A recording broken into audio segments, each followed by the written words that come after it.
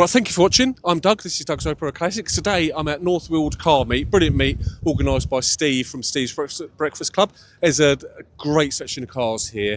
I was particularly drawn to this Roland Garros 205. It's a great car with a great story behind it. Reece, the owner, has very kindly agreed to give us a brief rundown on what he's done to the car. So, I don't know, Reece, if you could let us know what you've done to it. Yeah, thank you. Yeah, cheers, Doug. So this is my 205 Roland Garros.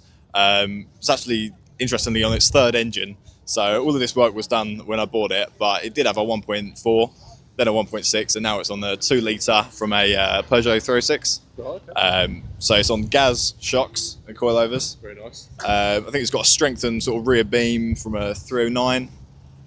So yeah, I've had it for about a year, and I just saw it on Facebook and I thought that is perfect with those wheels and the stripe down the side. I know the previous owner did take it to the 24-hour Le Mans, so technically it has been there. That's a testament to the car. Yeah, there and back, exactly. It did. Yeah. I thought that's enough for me. Yeah.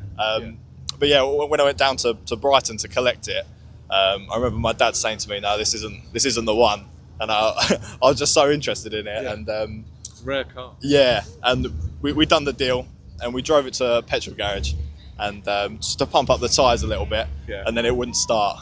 And I owned it for 5 minutes and we were already stranded in the car park.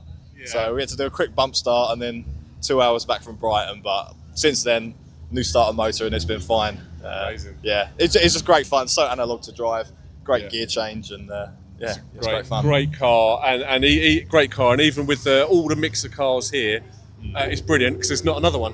Yeah. Yeah, it's true. So, it's very unique. Yeah, very unique.